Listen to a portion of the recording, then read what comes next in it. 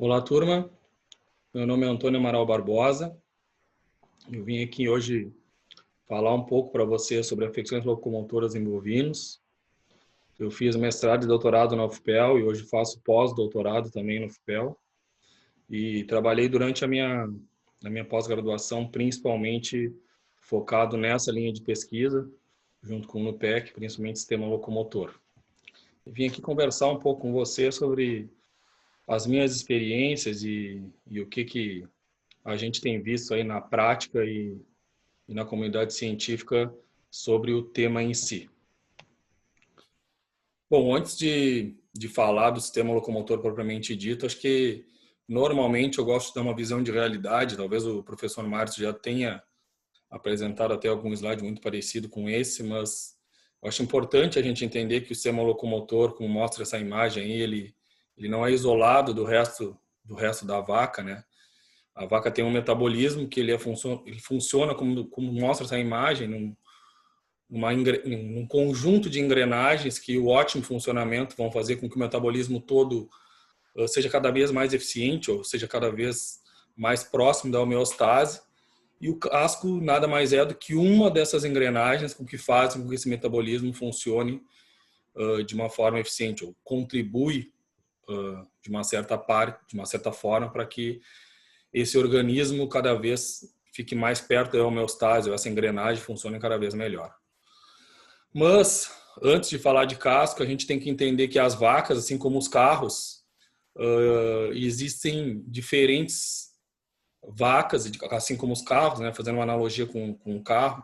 Então, que às vezes a gente tem que entender como que essa vaca está inserida no sistema e que vaca que a gente está trabalhando. Então, aquele Fuca ali comparado com esse outro carro e aquela vaca comparada com essa outra vaca, ou seja, uma vaca campeã de exposição e uma vaca de um pequeno produtor com um investimento muito menor, elas necessitam de uma atenção diferente e de formas de atuação diferentes, assim como nos carros, né? Então, a gente ter esse entendimento da visão de realidade é fundamental, seja para casco ou para qualquer atitude que a gente vai tomar dentro do gerenciamento de uma propriedade.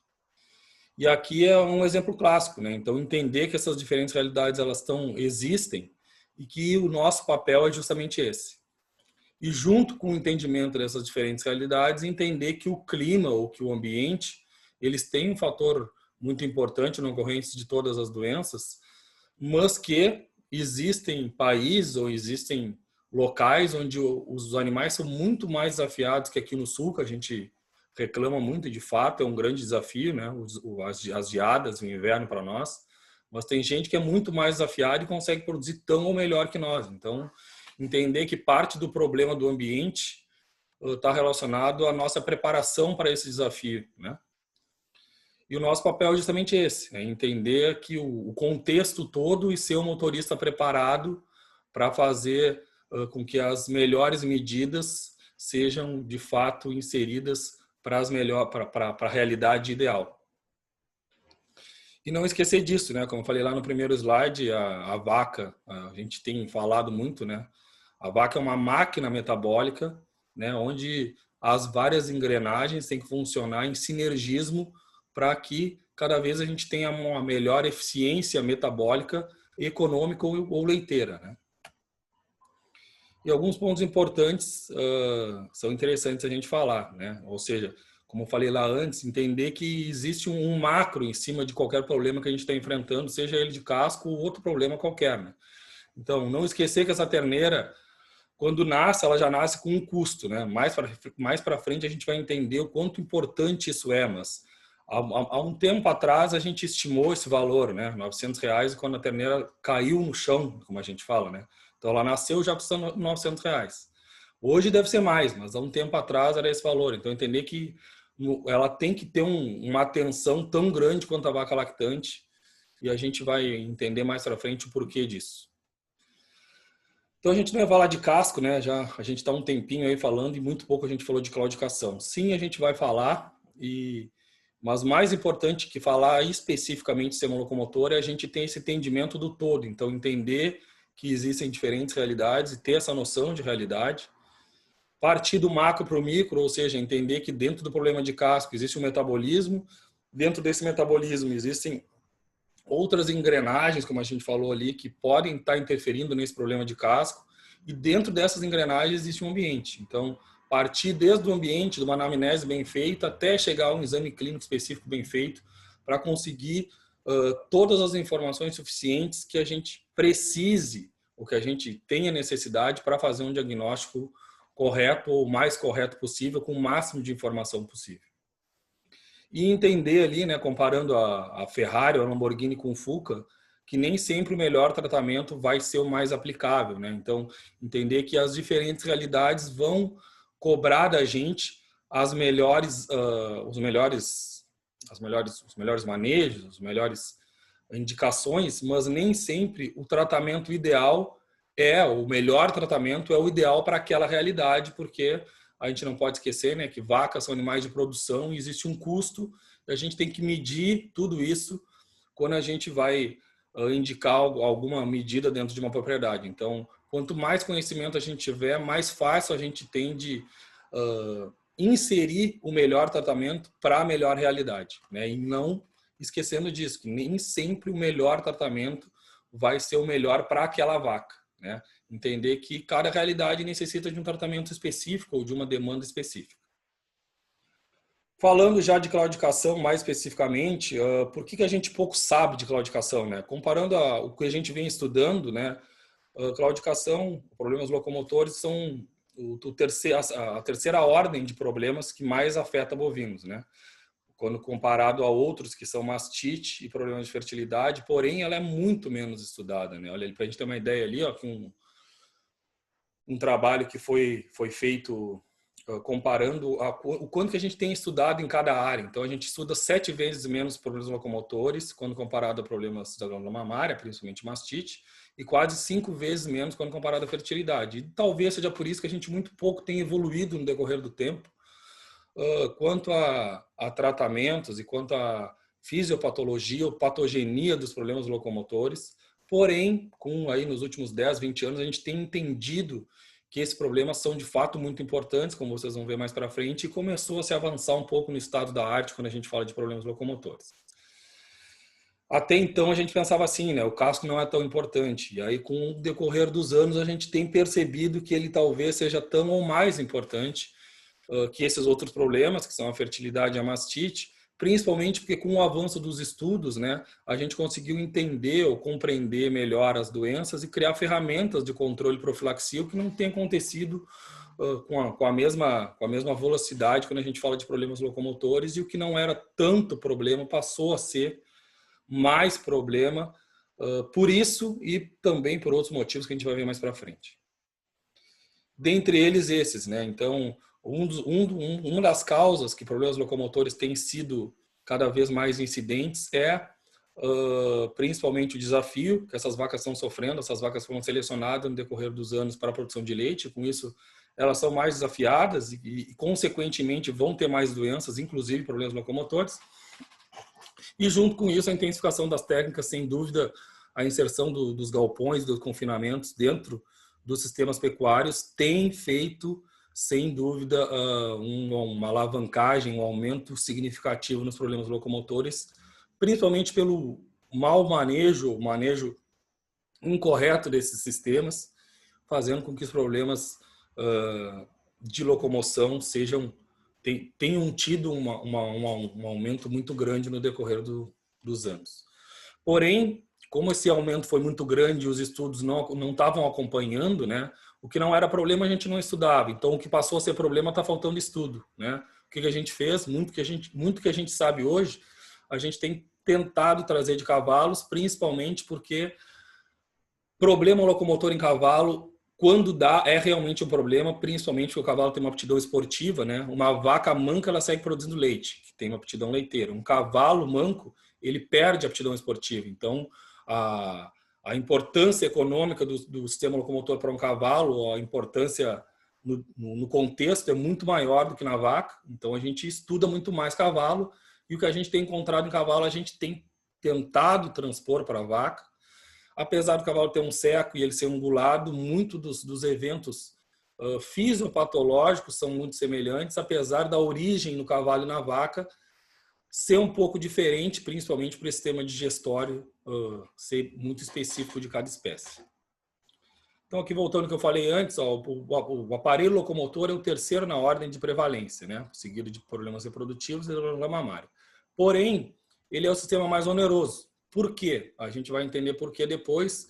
E além de ser um problema mais oneroso, ele é hoje o problema que mais afeta o bem-estar, e o bem-estar cada vez mais vem sendo uma demanda muito grande da sociedade e da comunidade em comprar produtos oriundos de animais em conforto, em bem-estar. Então, problemas locomotores têm aumentado a importância, principalmente nesse contexto também. Então, por que ele é o problema mais oneroso, apesar de não ser o mais prevalente? Porque eu trago um artigo, tá? Um artigo, normalmente a gente gosta de trazer artigos internacionais, mas às vezes a realidade do ambiente internacional é um pouco diferente da nossa, principalmente nos Estados Unidos, porque lá eles têm outro modelo de intensificação, eles têm outro modelo de produção de vacas, e às vezes o que a gente encontra lá não é parecido com o que a gente encontra aqui. Então eu trouxe um trabalho brasileiro, de uma revista brasileira, com uma média de produção compatível com hoje a produção brasileira, né? Então vacas aí com 30, 40 litros no pico de lactação. Aí aqui no eixo Y, os dias, né? O eixo X, eixo Y, os dias em lactação, eixo X, a produção de leite. A linha pontilhada são as vacas claudicantes e a linha contínua as vacas saudáveis. O que a gente consegue ver? Que vacas claudicantes, desde o primeiro dia, vamos dizer assim, né, de lactação, produzem em torno de 50% a menos do que vacas saudáveis, né? Então, impacta significativamente na produção de leite. A partir daí, a gente já consegue mostrar para o produtor o quanto é importante, né? Então, 50% da capacidade produtiva. Segundo ponto, aqui outro trabalho, ó, na produção de leite, um tipo de lesão, que são as úlceras de sola, diminuem até 570 litros no decorrer de uma lactação inteira, tá? E elas começam a perder leite antes de ser diagnosticadas com a doença. Então, é outro ponto bastante importante da gente pensar quando a gente fala em produção de leite. Quando a gente fala de reprodução, aqui é um artigo já internacional, aqui comenta que vacas claudicantes, aqui a gente é um tipo de score de locomoção que mede quanto que essa vaca está sentindo dor quando caminha, ó, tem 3,5 vezes menos chance de emprenhar quando comparada com uma vaca saudável, ou seja, interfere nas taxas reprodutivas. E aqui outra coisa, ó, vacas claudicantes têm 2 vezes mais chance de ter problemas reprodutivos. Então, impacta de 2 maneiras nos problemas reprodutivos, que são o que antecedem ele na ordem de prevalência. Impactam diretamente na produção de leite, diminuindo até 50% da capacidade produtiva. E as mastites, que são a primeira ordem de prevalência. Aqui um trabalho onde avalia índice de mastite, vacas com mastite, vacas com mais de 10% de claudicação, um rebanho com mais de 10% de claudicação, 1/3 do caso de mastite são oriundos dessas vacas com problemas de claudicação, porque problemas locomotores eles são fatores predisponentes à ocorrência de mastite, principalmente pela diminuição da capacidade da resposta imune, pela dor causada à diminuição do consumo, aliado ao maior tempo dessas vacas deitadas. Então, apesar de ele não ser o mais prevalente, ele impacta muito significativamente de forma negativa no sistema pecuário como um todo, então se tornando o problema mais oneroso. Quando a gente fala de problema oneroso, como é que a gente divide esses problemas, né? Então, aqui eu trouxe um trabalho, só para a gente ter uma ideia, né? Eu gosto muito em aulas de clínica, falar de clínica e também falar em economia ou impacto negativo, porque às vezes a gente se importa muito com a clínica e esquece que essa clínica ela tem que ter um custo-benefício, ela tem que ter um poder de convencimento, né? Então, aqui, ó, quando a gente fala na divisão dos prejuízos, 6% é custo de tratamento, 19% é perda em produção de leite, 21% atraso na concepção e 54% descarte involuntário. Eu vou focar nos dois extremos, tá? 6% é custos de tratamento. O que será que representa só 6%? Aqui eu fiz uma simulação bem inespecífica, num tratamento não ideal, mas num bem prático e bem usual da rotina. Então, um antibiótico que não é de eleição, mas tem um período de ação longo. Um anti-inflamatório que não é de eleição, mas é o mais utilizado, junto com uma bandagem e um antibiótico em pó. Tá? Aqueles 6% representam R$80, né? Já é um gasto relativamente grande fazendo uma comparação com a porcentagem que ele representa no todo, né? E lembre aqui, ó, 54% é descarte voluntário. O que é o descarte voluntário? É quando essa vaca é descartada em um momento que ela não era para ser descartada. Ou seja, se ela não tivesse algum problema, ela não seria descartada do rebanho. E isso, quando a gente não quantifica, ele parece uma coisa importante, mas não tanto, porque a gente não consegue demonstrar isso financeiramente. Então, aqui eu trouxe um trabalho, ó, a partir de quantas lactações essa vaca começa a ser, de fato, lucrativa na propriedade, né? Por que eu trouxe isso? Lá no início eu falei para vocês, lembra, uma terneira custa aí R$900, R$1.000, talvez hoje R$1.200, né? Quando ela nasce, mas essa terneira tem que nascer, essa terneira vai passar por muitos desafios, principalmente diarreia, broncopneumonia. Daí depois essa terneira nascida custando 1.000, 1.200, essa terneira desmamada, levando em conta que aí algumas vão morrer no caminho, então bota uma taxa de mortalidade aí de 10%, dessas 100, 90, né, sobreviveram até a desmame. Então, a cada etapa, né, da cria, da recria, essa terneira vai ficando mais cara, né? Quando essa vaca chega para produzir leite, ou essa novilha, ela chega com um custo, né? Então, ela tem que produzir um leite para pagar o que ela tem, então, onerou o sistema, né? E esse trabalho fez uma conta bem interessante. Na primeira lactação, toda a lactação está pagando a terneira, ou a novilha, ou a vaca prenha, né? Que vocês investiram para chegar lá. Então, toda a lactação eu estou em déficit, eu estou perdendo dinheiro. A partir da segunda lactação, eu começo a ganhar 8 centavos de dólar por dia, né? A partir da terceira, 69, a partir da quarta, 1,20. Ou seja, quanto mais longeva essa vaca for na nossa propriedade, maior vai ser o retorno econômico que ela está nos dando, né? Partindo do princípio que, em média, essas vacas são descartadas aí entre a segunda e a terceira, ou a terceira e a quarta lactação, quando a gente pega uma doença que tem um grande impacto em descarte involuntário, a gente está fazendo com que essa vaca seja descartada antes do momento, né? Então, está aumentando mais ainda a chance da gente investir tudo que a gente investiu na vaca e não ter um retorno econômico. E se ela for descartada ali entre a primeira e a segunda, a gente perdeu dinheiro. Entre a segunda e a terceira, a gente ganha muito pouco, né? 8 centavos de dólar por dia. Então, o quanto impactante é isso no sistema produtivo como um todo, é que a gente tem que entender para começar a dar importância de métodos de tratamento, profilaxia, enfim.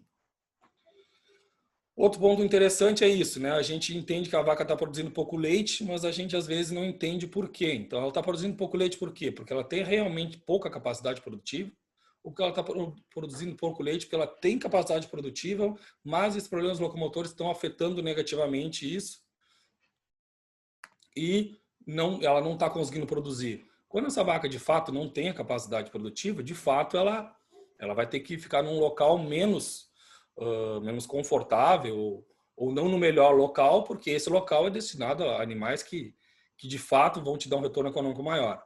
Mas, quando a gente tem uma vaca de alta capacidade produtiva e ela está claudicante, produzindo pouco leite, a gente coloca ela num ambiente mais desafiador ainda, a gente está favorecendo ela a não produzir leite, né?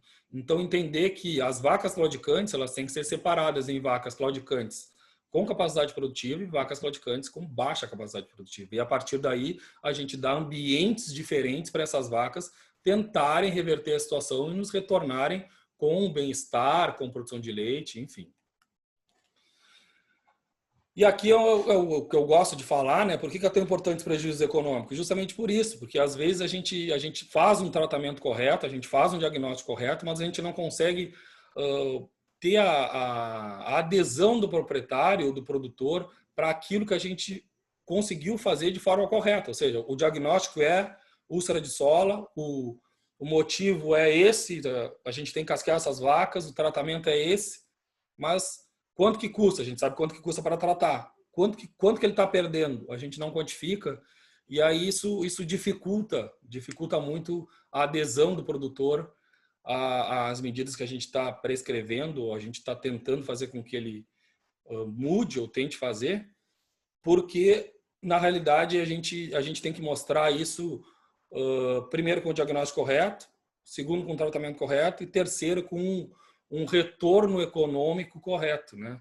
O maior poder de convencimento hoje é dizer quanto que está perdendo e não qual é a causa. Então, entender que tão importante quanto a clínica e o tratamento, O contexto todo, quando a gente fala em animais de produção, é o poder de convencimento através do impacto econômico. E a partir daí a gente tem que estudar bastante, porque nem sempre as nossas, ver no último slide, nem sempre o que a gente espera acontece, né? Então, entender que, olha, se tu fizer isso, isso, isso e isso, provavelmente tu vai ter um retorno econômico de tal, ou tu vai investir tanto para deixar de perder tanto.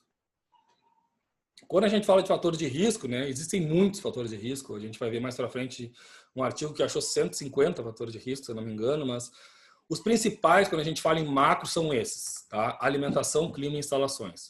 Os outros são importantes, vão diminuindo a importância de acordo com a lesão. Então, lesões infecciosas, por óbvio, características que facilitam a transmissão vão ser mais predisponente. Quando a gente fala de lesões oriundas de doenças metabólicas, a dieta vai ter uma importância maior. Quando a gente fala de lesões oriundas de ambiente, as instalações vão ter, e assim vai indo, né? Aí, agora no próximo slide a gente vai ver, deixa eu ver se eu acho aqui, é mais para frente. Mais para frente eu trago um slide onde traz um artigo das principais lesões a partir de um artigo de revisão, e aí a gente vai falar mais sobre isso. Trazendo nesses 3 pontos macro, então a gente gosta de taxar uma fórmula de bolo, então tal manejo é o melhor, tal sistema é o melhor, e não é assim, né? Como eu falei antes, existe o melhor galpão para aquela realidade. Quando a gente talvez for para o vizinho, o mesmo galpão não é o melhor, porque o vizinho tem outro investimento, porque o vizinho tem outra produção, porque o vizinho tem mais campo, enfim. Existe o melhor modelo para aquela situação, que não vai ser o melhor sempre, né? Então, tem o freestyle, que ele é muito interessante.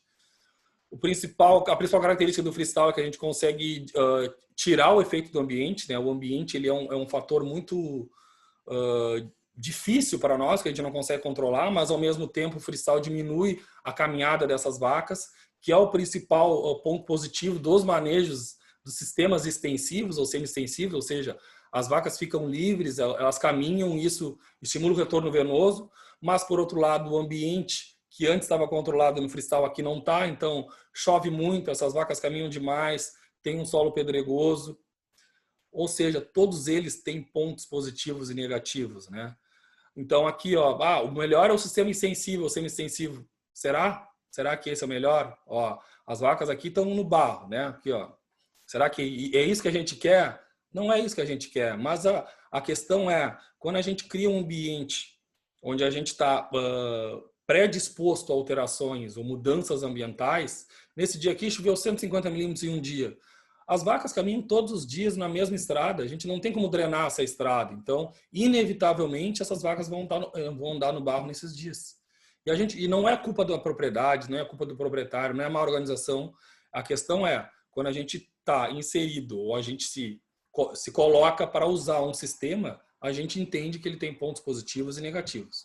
Esse sistema tem como principal ponto negativo a falta de controle do ambiente. E a falta de controle do ambiente é justamente isso. A gente não consegue controlar ou drenar 150 milímetros de chuva. A gente não consegue mudar a estrada. Então é isso. Esse é um ponto negativo do sistema semi-extensivo. Aqui um artigo que eu trago para vocês comparando lesões, a prevalência de lesões no compost barn, que é o mais preferido hoje quando comparado ao freestyle, né? O que ele encontra? Que vacas em compost barn apresentam menores índices de lesão associadas à claudicação. Ok. Qual compost barn? Será que é esse compost barn aqui que a gente está vendo? Ó? Ou será que é esse aqui? Né? E a diferença desses dois é uma cortina aberta, é uma troca de cama na hora errada, é um ingrediente da cama, que era casca de arroz, botou mais casca, botou mais areia. Então, existem muitos desafios e muitos detalhes de cada sistema que podem tornar o sistema melhor ou podem tornar o sistema pior. Então, de novo, não tem uma fórmula de bolo para uma doença. Aqui, eu trago um exemplo, tá? De novo, comparando, na realidade, aí não é freestyle, e sim são como que a vaca se comporta em ambientes, em pisos duros e pisos mais moles, né? E aí comparando, entre aspas, né, um compost barn bem feito com um freestyle bem feito, que seria aí um piso de concreto com um piso mais macio. E aí aconteceu o óbvio, né? Para a gente lembrar aqui, ó, esse aqui era uma esteira e embaixo tinha um baropodômetro, ou seja, são sensores de pressão. Esses sensores de pressão mostraram isso. Quando a vaca pisa em piso duro, que é a direita, ó, ela tem em torno de 3 pontos de contato.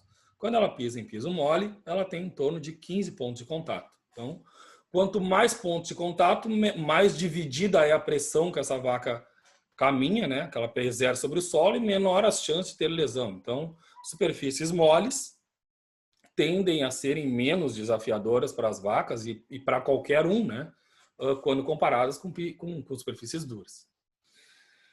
A questão é, existem alguns pontos principais quando a gente fala de piso duro, que são esses, né? Redução do fluxo sanguíneo, principalmente porque essas vacas vão caminhar menos, e o piso de concreto, às vezes, ele causa um desgaste excessivo do tecido queratinizado, mas isso vai depender muito da abrasividade desse piso e da escolha correta para desse piso dentro do sistema intensivo, no caso.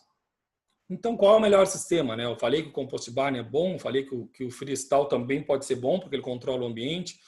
O compost barn, ele tem um investimento muito alto, né? E ele tem muitos detalhes que tem que cuidar. Então, qualquer probleminha ele pode se tornar muito pior que qualquer outro. O freestyle, ele controla o ambiente, né? Só que o ambiente, o semi-extensivo, né? Só que o semi-extensivo também, como ponto positivo, é o ambiente, que essa vaca consegue se locomover mais, mas o ambiente também trabalha contra, porque chove mais e isso aumenta a chance de ter problemas. Então, qual o melhor sistema? Que eu já venho falando há algum tempo, né? Não existe o melhor sistema, né? O melhor sistema é o que melhor se insere na tua realidade. Então, aqui, ó, aqui as vacas vão com tanto barro quanto no manejo, no extensivo ou no semi-extensivo, né?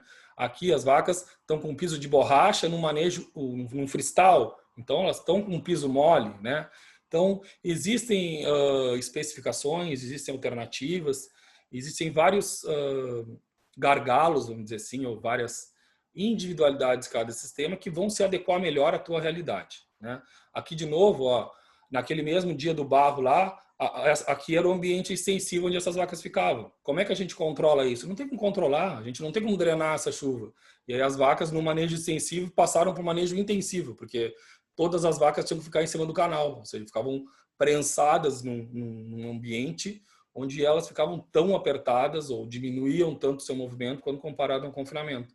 E isso é um ponto negativo clássico do manejo semi-extensivo, que não está atrelado nem à propriedade, nem à gestão, mas sim à consciência de ti, como produtor, saber que o sistema extensivo ou semi-extensivo te dá características específicas, algumas vantajosas e outras desvantajosas. E aí, quando tu tem mais campo, por exemplo, uma vantagem é essa, tu diminui teu investimento no galpão e consegue colocar essas vacas no campo. E uma desvantagem é que tu fica atrelado ao ambiente. Então, de novo, é uma especificidade de cada propriedade. Outro ponto importante é o estresse térmico, tá? O estresse térmico ele vai ter uma alteração muito interessante, vamos dizer assim, quando a gente fala em ocorrência de acidose. E a gente vai ver que a acidose é um fator predisponente para a ocorrência de laminite, que é uma das principais doenças. Então, o estresse térmico é um fator predisponente também, assim como outros tantos que eu falei, assim como o ambiente, assim como o confinamento, ou como os sistemas de confinamento, assim como a dieta. E a acidose, ela causa, o estresse térmico causa uma acidose, principalmente porque essa vaca começa a salivar mais e com isso diminui o tamponamento ruminal e causa uma acidose por diminuição da produção de bicarbonato. E muitas vezes a nossa realidade é justamente essa, a gente não tem um controle nem da quantidade de água, nem da quantidade de sombreamento, tão quanto aí de ventiladores e de umidificadores em sala de ordenha. Outro ponto importante é a condição, o fator de risco, é o ECC, que é a condição corporal, que tem um trabalho que avalia justamente isso, né, do pescador brasileiro, e ele conseguiu comprovar que o coxim digital ele tem uma correlação direta com o score de condição corporal. Então, o que acontece? Quanto maior aqui a espessura de coxim, quanto maior a espessura do coxim, maior o score de condição corporal. E o coxim digital, na vaca, ele exerce 80% do amortecimento da concussão do dígito ao solo. Ou seja, Quanto mais espesso ele for, maior amortecimento. Nesse trabalho foi comprovado que existe um ECC ideal, né? Porque, claro que o ECC 5 vai promover um aumento da espessura do coxim e maior amortecimento. Mas esse ECC 5 ele causa alterações metabólicas mais maléficas ao organismo do que o benefício desse maior amortecimento. Então, o ECC ideal, quando se fala de metabolismo e claudicação, o amortecimento seria entre 13 e 13,5. Né? Só que esse trabalho foi feito em novilhas durante o período de transição, e aí o que a gente conseguiu fazer no PEC, em 2017, foi um trabalho muito parecido, com muito mais animais.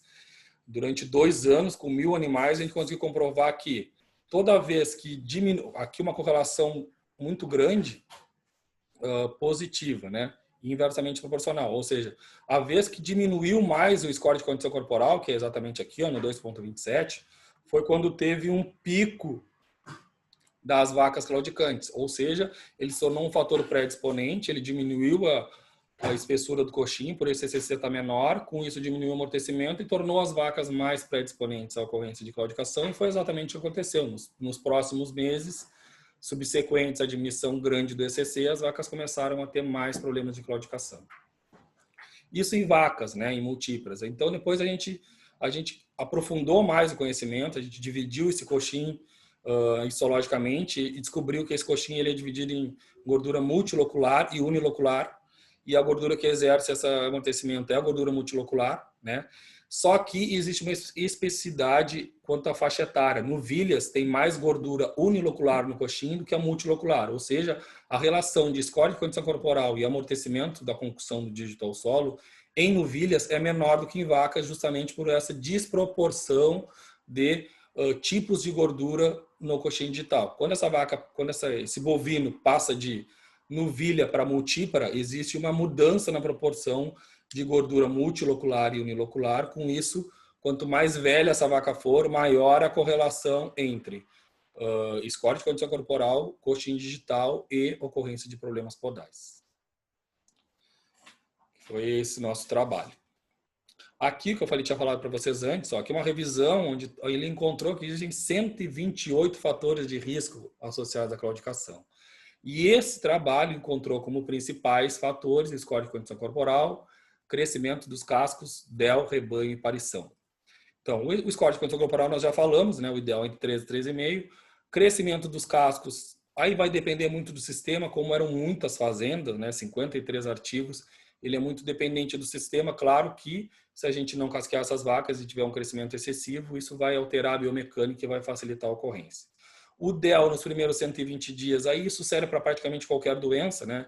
Então, ali o período de transição é onde vai acontecer a maior quantidade de doenças, e depois disso, durante o pico de lactação, por isso que englobou esses primeiros 120 dias.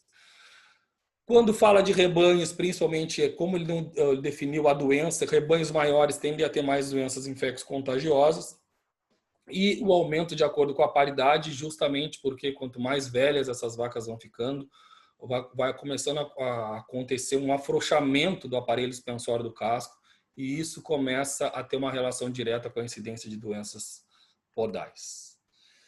O resumo é esse, né? A vaca está constantemente exposta a fatores de risco, sejam eles no ambiente, sejam no galpão, sejam do estresse térmico, sejam do barro, enfim. A questão é, o nosso papel é tentar controlar e evitar ao máximo esses problemas para diminuir a incidência de enfermidades locomotoras.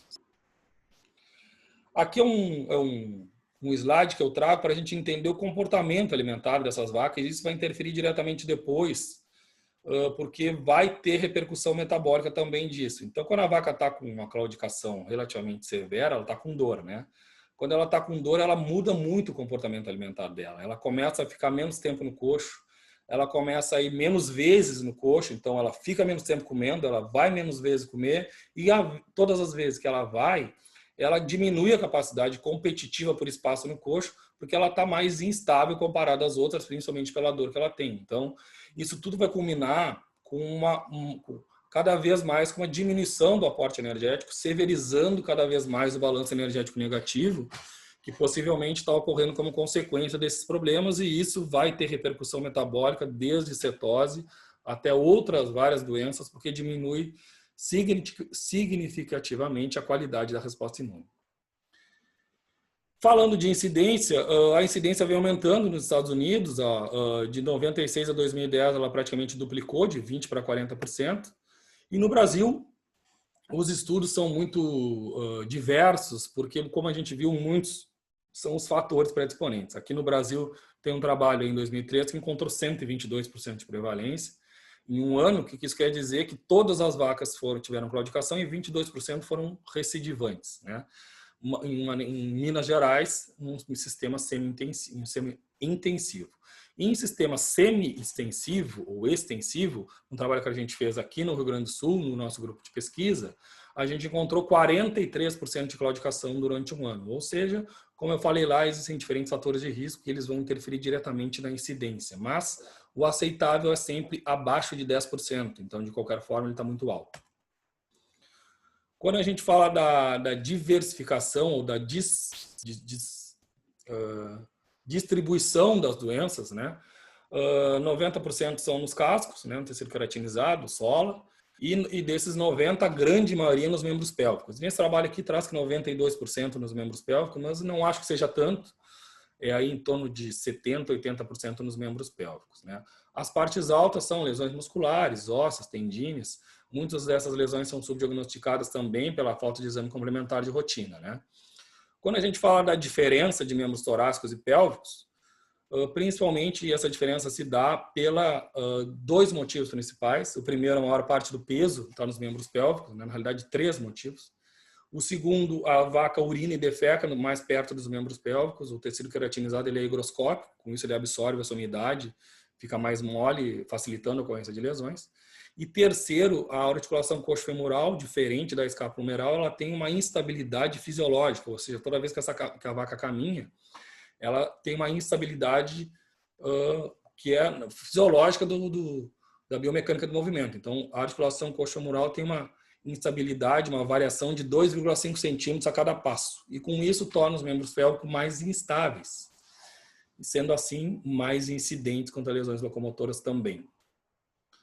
Aqui as lesões, eu vou falar relativamente superficial dessas lesões, tá? Porque são muitas lesões, talvez desse mais uma aula só disso, mas elas são divididas em traumáticas, infecto-contagiosas e lesões associadas à laminite. Por vezes, essas lesões associadas à laminite também são associadas às traumáticas, vocês vão ver mais para frente.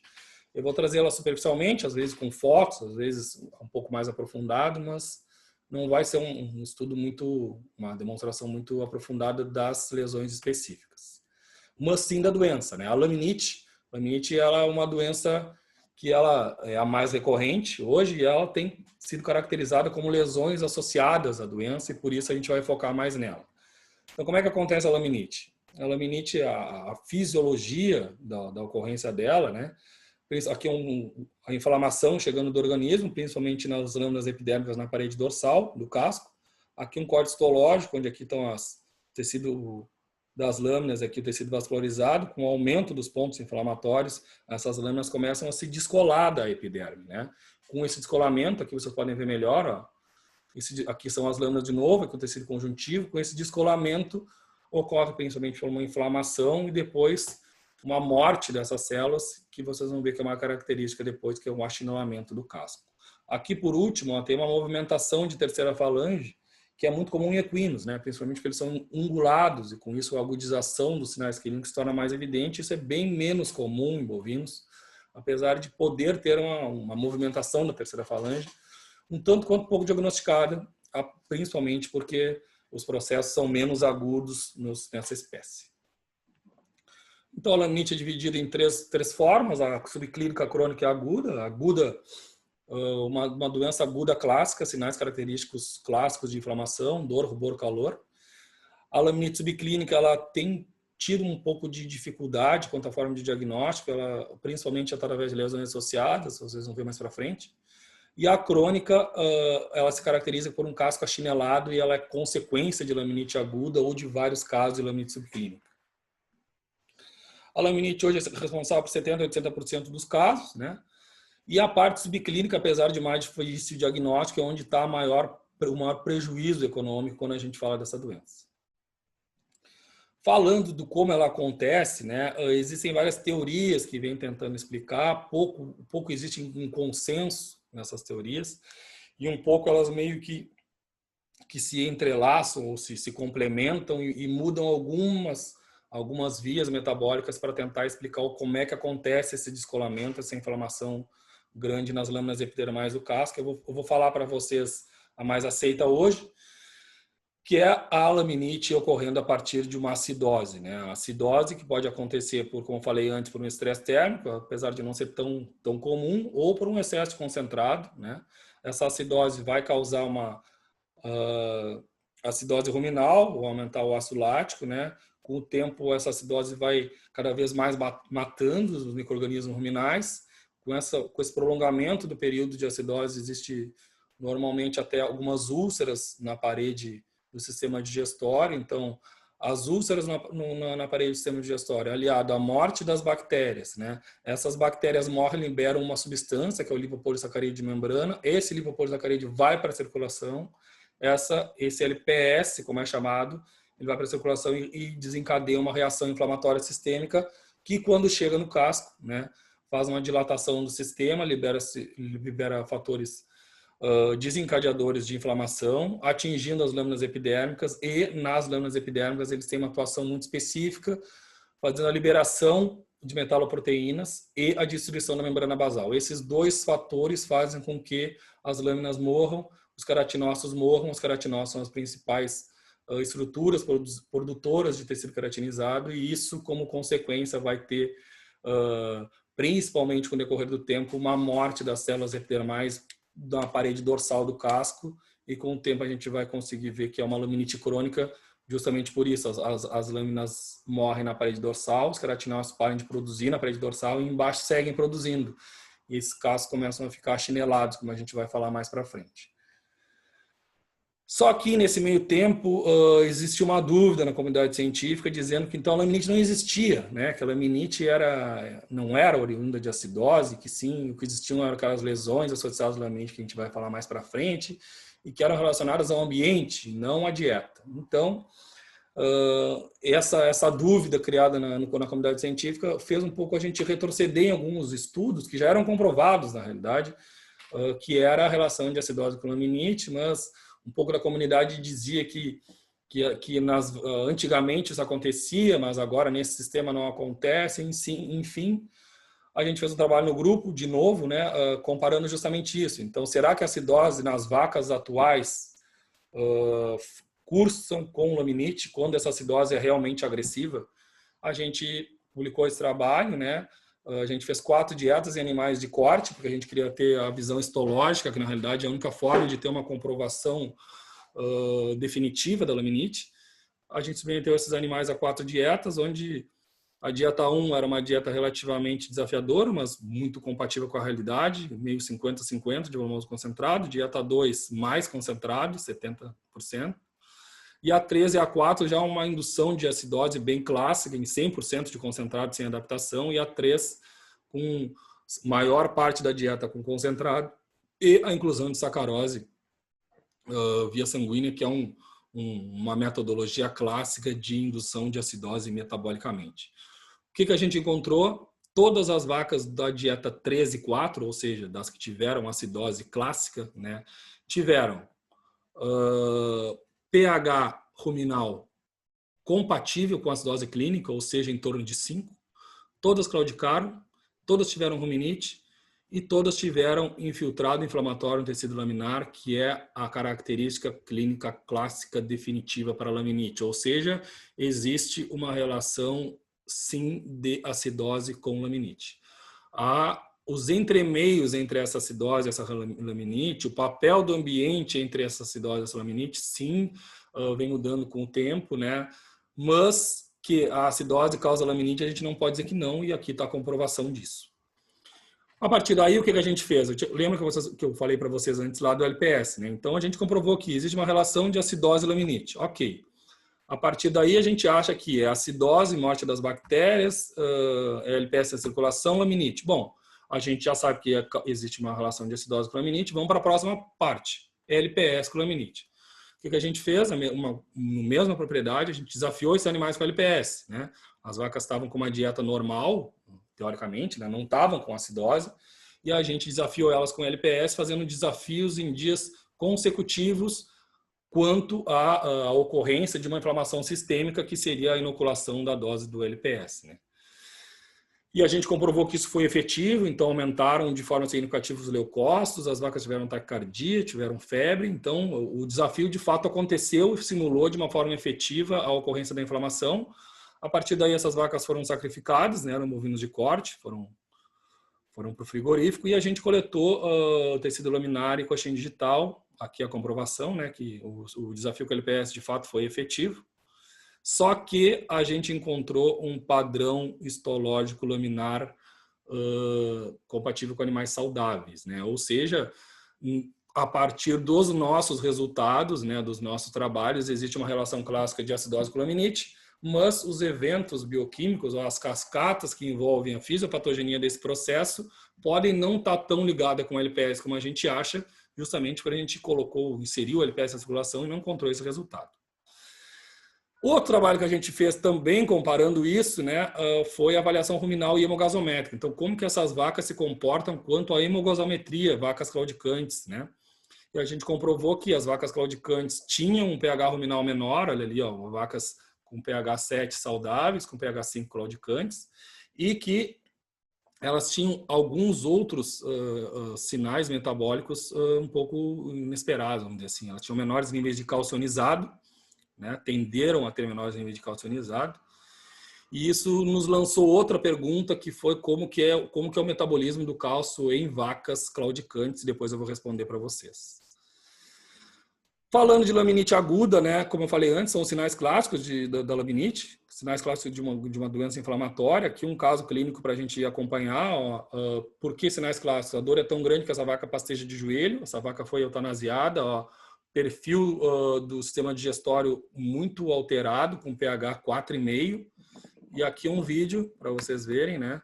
A vaca tinha muita dor ao caminhar, né? Muito movimento de cabeça, muito arqueamento de dorso, e estava passando de joelho, que demonstra de uma forma clara a quantidade de dor que ela tinha. E esse próximo vídeo mostra que não é só em vaca de leite que isso acontece. Vamos ver? Era mais para frente. É um vídeo de um bovino de corte, num confinamento, que eu trago mais para frente, que é exatamente isso, que é mostrando que a laminite acontece de forma aguda, tanto em bovinos de leite como em bovinos de corte. Esse vídeo vai estar mais para frente, eu mostro para vocês de novo. Então, comprovando o que eu falei antes, né? Aqui é um ponto que hoje a literatura pouco fala de herdabilidade, de genética, mas eu acho que a gente muito pouco estuda também. Então, eu acho que a genética ela vai ter um fator cada vez mais interessante ou preponderante na ocorrência dessas doenças, assim que ela for realmente estudada de forma mais profunda. Mas hoje o que a gente tem certeza é que ambiente, dieta e sistemas são a tríade, junto com a genética, que eu acho que ainda vai ter um papel maior, são a tríade de fatores cruciais para a ocorrência de laminite ou de problemas locomotores, né? Aqui eu vou relembrar um pouquinho a anatomia bem por cima, porque a gente vai falar das lesões associadas à laminite. Então aqui, ó, numa visão externa, vamos dizer assim, né? Aqui o periópulo é uma lesão, a parte onde separa a parte queratinizada da parte cutânea do casco. O espaço interdigistal, vocês vão ver que isso é muito importante, uma doença infecto-contagiosa, que é a dermatite. E aqui a parte abaxial do casco, onde tem a linha branca, que é uma linha branca que separa a parte vascular da avascular. Tem a sola, que é exatamente aqui, o bulbo e os bulbos do talão, e a pinça, e aqui de novo o espaço interdigital. Por que é tão importante isso? Porque as lesões associadas à laminite nada mais são do que o diagnóstico da lesão, mostrando o local onde elas estão inseridas. Como vocês podem ver aqui, um exemplo. A hemorragia é a lesão de sola, o local. A hemorragia da linha branca, ou seja, é uma hemorragia no local.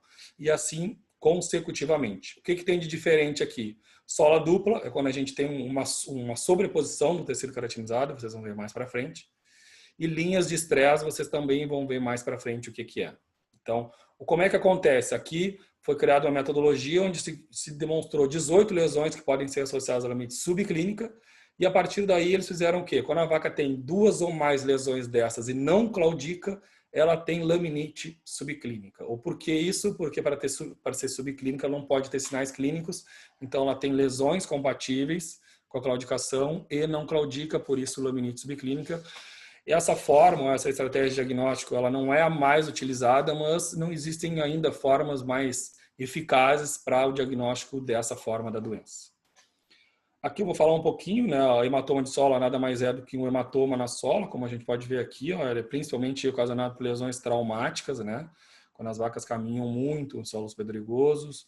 A úlcera de sola, como vocês podem ver aqui, normalmente ela é uma consequência da hemorragia não tratada, então essa hemorragia depois de um mês se transforma em uma úlcera. A erosão de talão, aqui ele é muito comum em lesões em consequência de laminite crônica.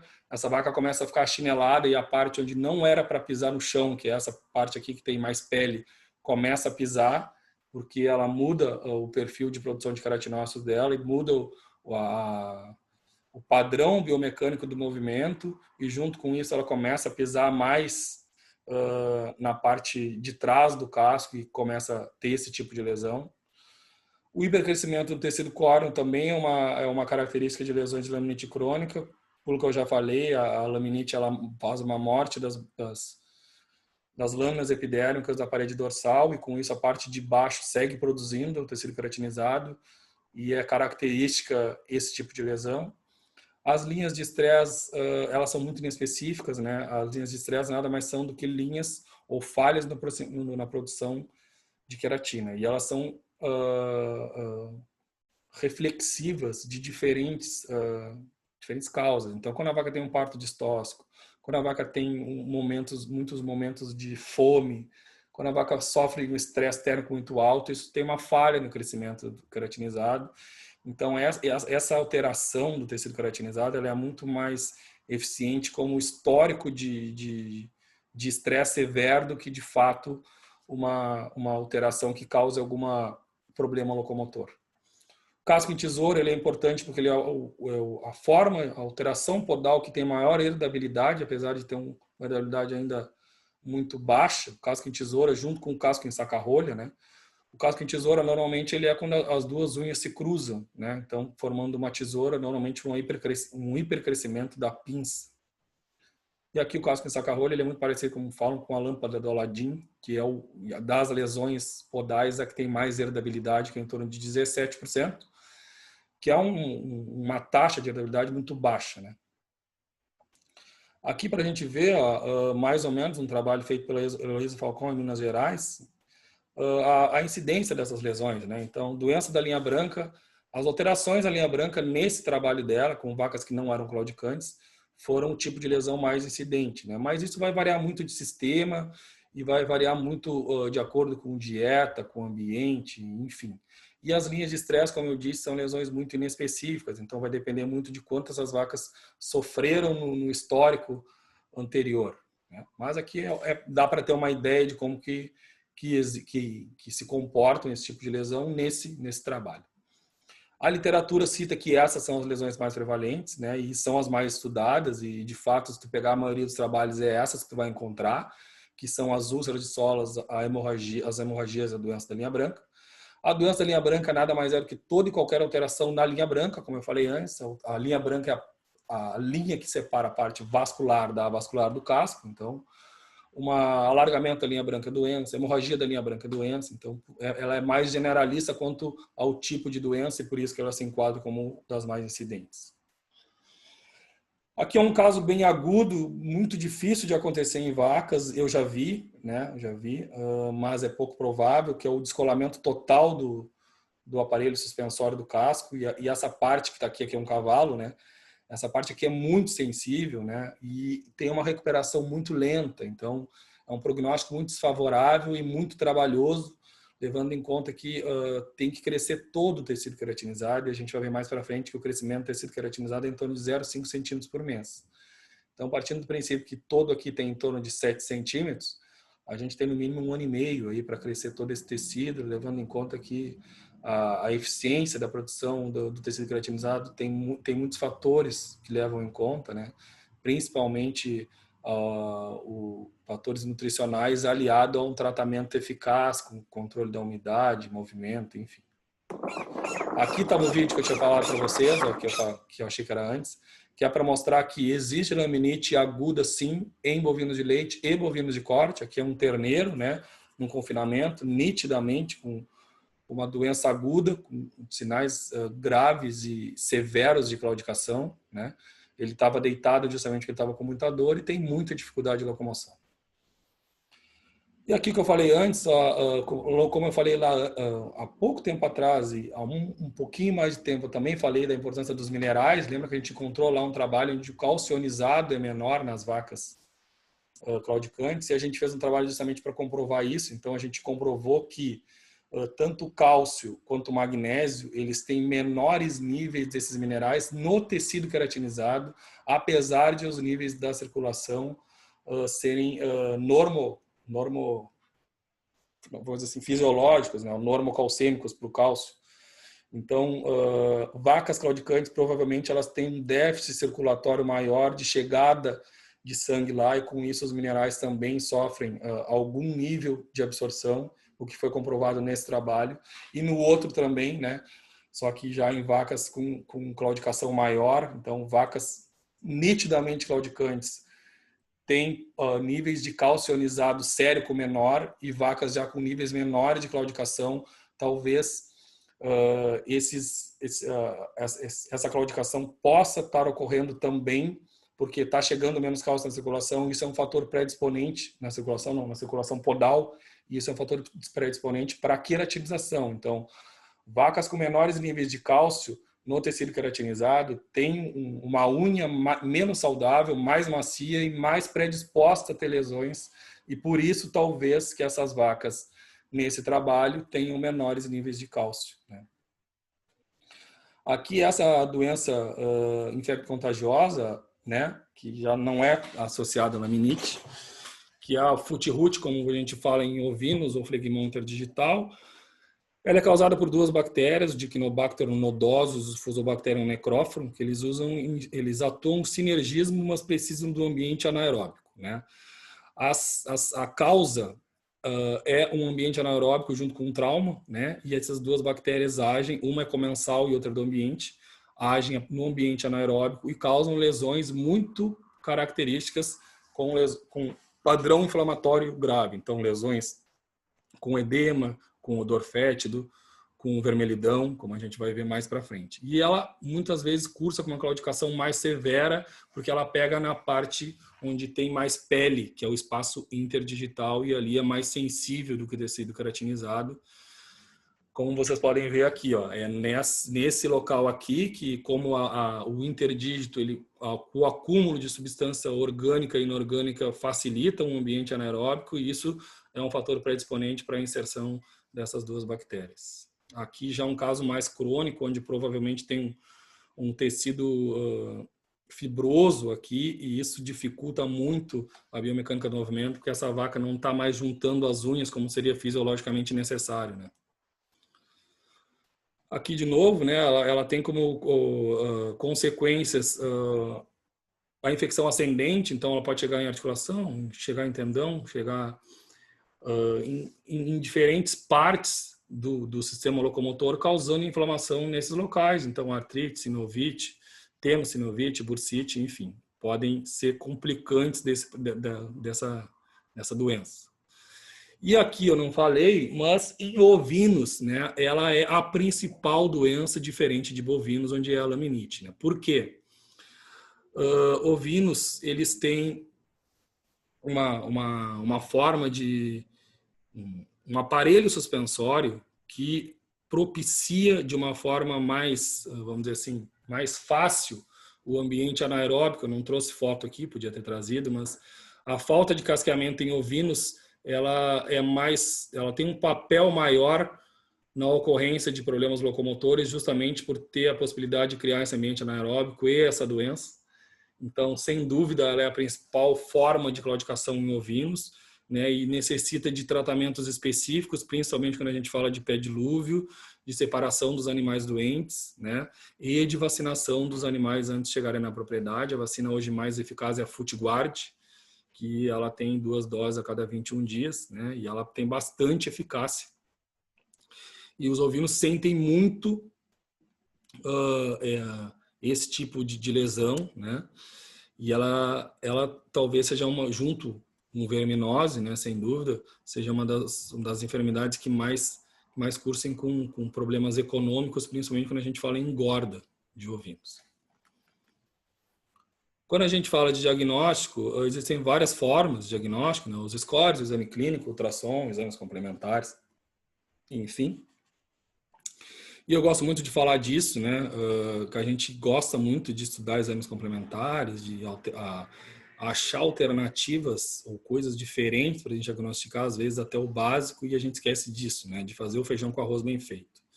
Então, entender que lá, eu já tinha falado desde o início, né? Entender que a anamnese, partir do macro para o micro, entender que existem realidades diferentes, entender que o melhor tratamento não é o mais aplicável, né? Que o tratamento de R$400, que tu tem certeza que vai curar a claudicação, não é o mais aplicável para a vaca que produz 5 litros, né? Mesmo com a certeza que tu tem da eficiência terapêutica daquele produto. Então, o feijão com arroz bem feito é mais eficiente que o exame complementar sofisticado. E dentro desse feijão com arroz está scores, exame clínico, anamnese, exame clínico geral, específico, visão de realidade, macro para o micro, enfim. Qual a função do score de locomoção? Principalmente essa, né? Monitoramento da prevalência, incidência de novos casos e quando a gente não faz uma avaliação individual, a gente tem uma visão de população. Mas mais importante que tudo isso, o score de locomoção é isso aqui, ó, o que não é mensurável, não é administrável. Então a gente chega na propriedade e pergunta: problemas locomotores são um problema? Normalmente eles dizem que não, mas normalmente eles não medem, então eles não administram e a partir daí dizem que não é um problema, mas a gente só vai saber que é um problema quando a gente conseguir mensurar aquilo ali e dizer: olha, eu tenho tantos por cento de vacas claudicantes, né? E aí isso é uma ferramenta de controle, né? De mensuração e de administração e no final de gestão da propriedade. Como é que ele é feito? Vocês vão ver que ele varia às vezes de 1 a 5 ou de 0 a 4, mas a lógica é exatamente a mesma, né? 1 é um animal saudável e a partir daí a gente vai avaliar arqueamento de dorso, movimento de cabeça e encurtamento de passo. Então, o 2, a vaca não encurta o passo, mas ela tem sinais característicos de dor. Movimenta a cabeça e encurta o dorso, ou arqueia o dorso. No 3, ela já encurta o passo. No 4, ela tem encurtamento evidente e no 5, ela tem relutância em caminhar. Como é que a gente vai ver isso na prática? A prática é assim, ó. Aqui um vídeo onde uma vaca é saudável, né? A vaca não tem arqueamento de dorso, a vaca não tem movimento de cabeça e a vaca não tem encurtamento de passo. Então, essa vaca é uma vaca modelo para a gente comparar com as outras e dizer que as outras estão ou não claudicantes, né? Aqui é aquela vaca que qualquer um consegue diagnosticar, né? A vaca score 5, a vaca tem relutância em caminhar, ela não coloca o pé no chão, mas é a vaca que a gente vai ter um investimento muito grande para ter uma probabilidade de retorno muito pequena, né? É uma vaca que já está num estado muito avançado de dor e não é a vaca que a gente vai começar a casquear, mas não é a vaca que a gente quer mais encontrar na propriedade quando a gente faz um score de locomoção. Aqui a outra vaca com score 5 também, só para mostrar que não existe só nos membros posteriores, mas também nos membros anteriores, tá? E aqui a vaca que a gente quer mais encontrar. Então, aquela vaca que tem, nessa vaca específica, ela tem um leve arqueamento de dorso. O movimento de cabeça a gente consegue ver muito pouco, porque o rapaz ali do lado, mas ela tem um encurtamento de passo evidente dos 2 membros posteriores. E isso dificulta muito para a gente, porque quando a gente faz uma avaliação de passo, né, a gente normalmente compara com o membro contralateral. Quando ela tem os 2 membros com dor, os 2 membros são mais curtos, né? Então a gente tem que comparar com a vaca, com os membros anteriores, né? Então o passo dela, quando ela pisa na pisada do membro anterior, é muito atrás do outro membro, ou seja, o membro anterior tem uma passada e o posterior fica bem atrás. Fica evidente que os 2 membros posteriores têm um encurtamento de passo. Essa vaca ela foi diagnosticada com flegmão interdigital nos 2 membros posteriores, era uma novilha, que é para Expo Inter, e não conseguiu ir, né, da granja justamente por isso. E é essa vaca que a gente quer atuar mais, porque ela tem menos investimento e mais chance de resolver o problema. E aqui, outra vaca, né, para a gente não passar por todos os scores. Então, uma vaca que tem movimento de cabeça, uma vaca que tem arqueamento de dorso e que tem encurtamento evidente de passo, né?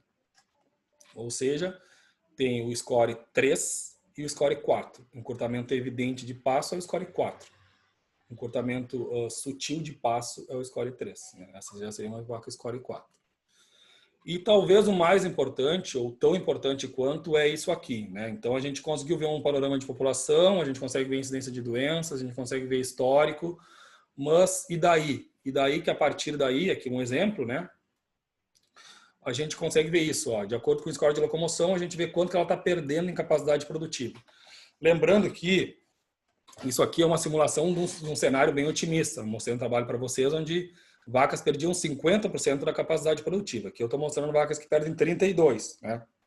Para a gente não superestimar o que a gente está perdendo em leite, tá?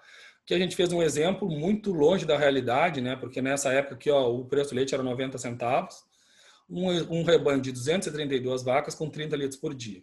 Com uma distribuição de lesões muito próxima do ideal, né? Lembrando que o ideal é acima de 10%, é abaixo de 10%. Aqui essas vacas estavam com 30%, mas grande parte das vacas estava com um score mínimo de dor, né? Então isso facilita bastante ou diminui muito a estimativa de prejuízo, visto que olha aqui, ó, elas estão perdendo somente 4% da capacidade produtiva, né?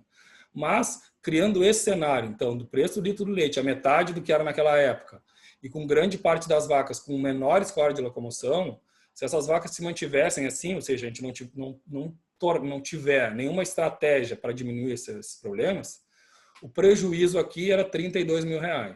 R$32 mil, vamos botar que o litro hoje seja o dobro do preço, 64 mil em 300 dias, né? Em uma lactação.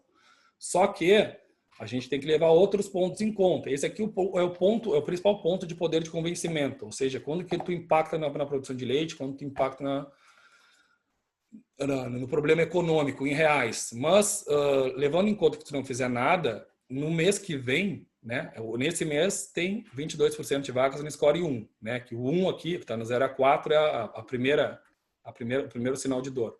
No próximo mês, é sabido que quando tu não trata uma vaca, a cada mês essa vaca aumenta um score de locomoção. Ou seja, daqui a 4 meses a gente vai ter 22% das vacas com score 4. E aqueles 4% passaram para 32%, né? Mas a gente não simulou isso. A gente simulou como se mantivesse o mesmo panorama e se mantendo o mesmo cenário, se perdia esse dinheiro, né? Hoje em dia, aí, em torno de R$70 mil. Só que tem mais coisa que a gente tem que avaliar, né? Lembrando da mastite, lembrando das vacas que vão ser descartadas, lembrando dos problemas reprodutivos, lembrando da dificuldade de emprenhar. Isso são fatores indiretos que também podem ser calculados, mas esse é o principal fator de convencimento. É a partir daí que tu consegue dizer que tem que fazer um pé dilúvio, que tem que gastar com casqueador, e a partir daí tu consegue criar ferramentas para a adesão das tuas medidas.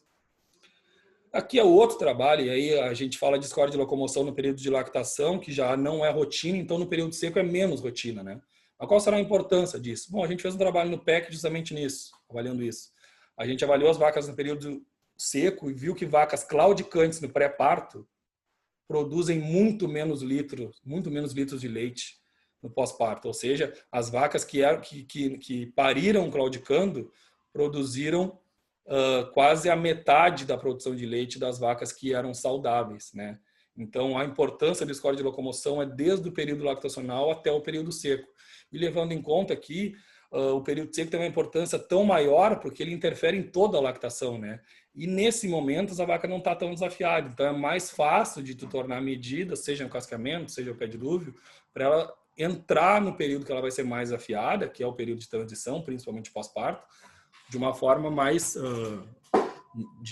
mais forte, vamos dizer assim, né? Ou com menos chance de ter esses problemas.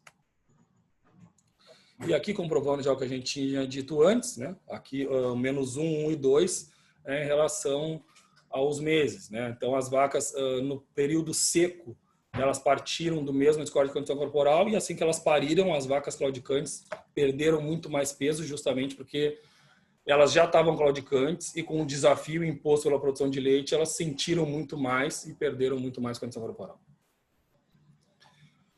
Falando de diagnóstico, né, ainda, né, não esquecendo o que eu já tinha falado antes. Então, começamos pela anamnese, visão macro, micro, exame geral, clínico geral e exame clínico específico. Normalmente a gente consegue conter as vacas, se não conseguir a gente tem que derrubar, né?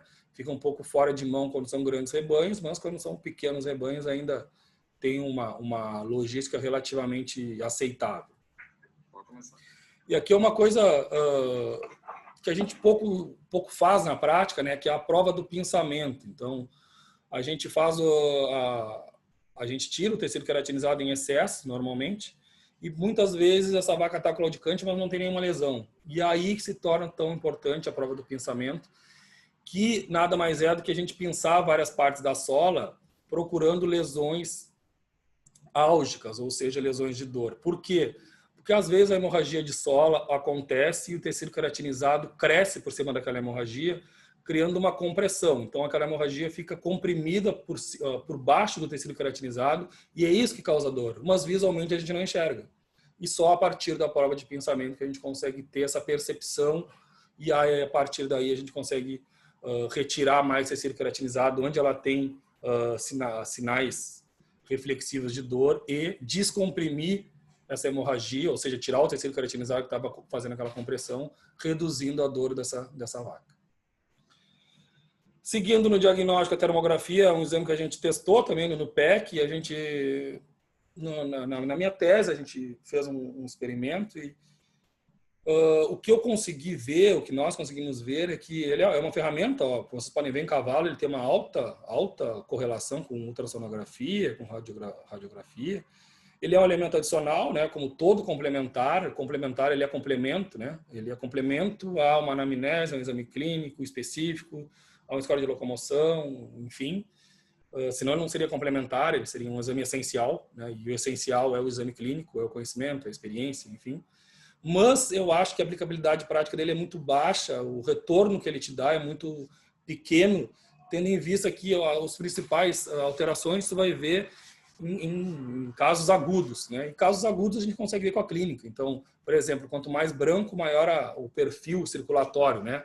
Aqui no caso é uma oculomielite aguda, mas certamente esse animal aqui, se eu colocasse a mão no pulso digital, a gente teria o pulso digital, então já seria compatível com uma inflamação aguda.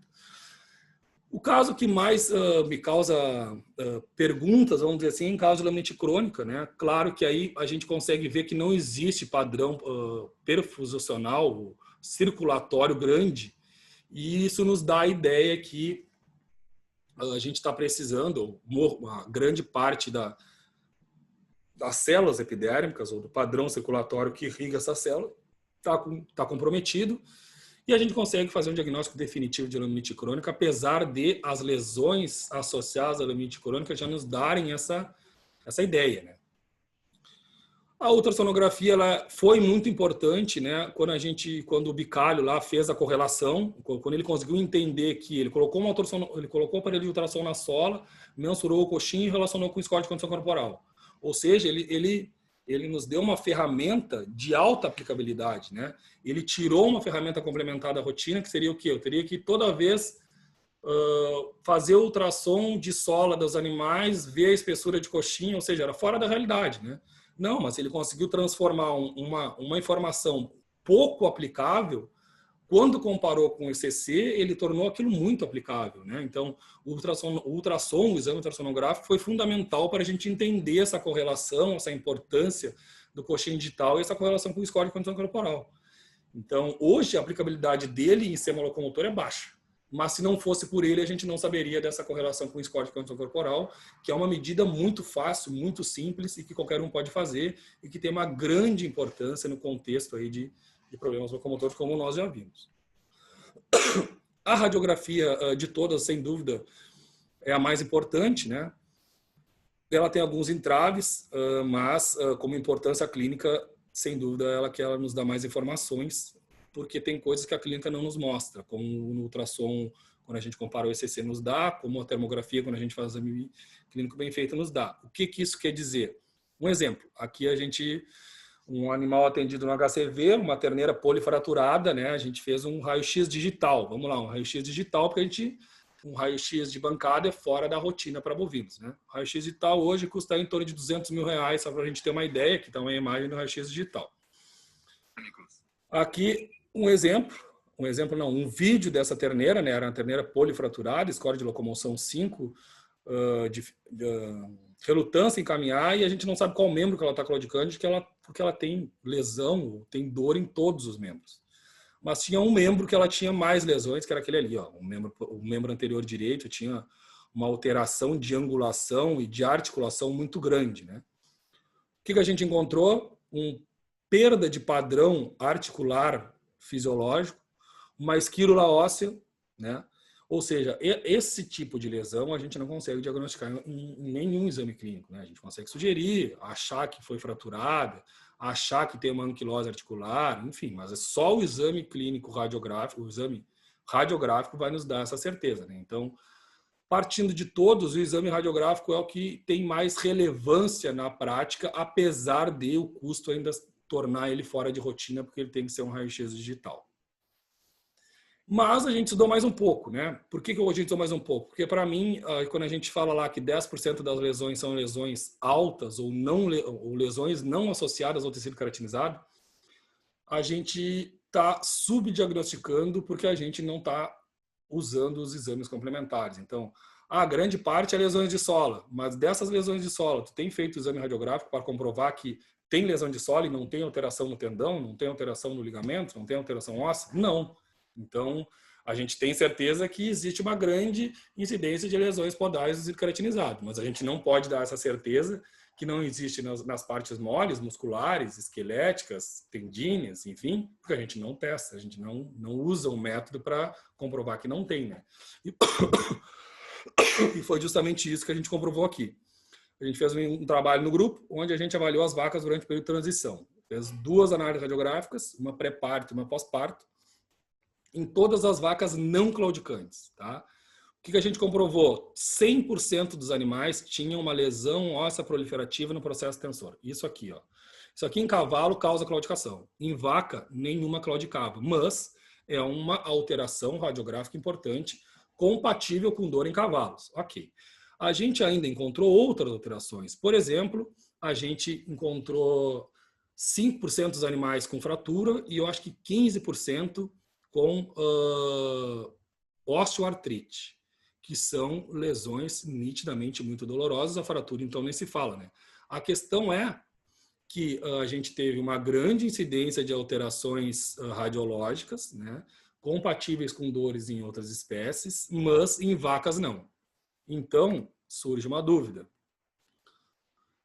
Qual seria o limiar de dor em vacas quando comparado com cavalos ou com outras espécies? Por que eu pergunto isso? Porque, sem dúvida, uma vaca com osteoartrite ou uma vaca com uma fratura, ela está sentindo dor.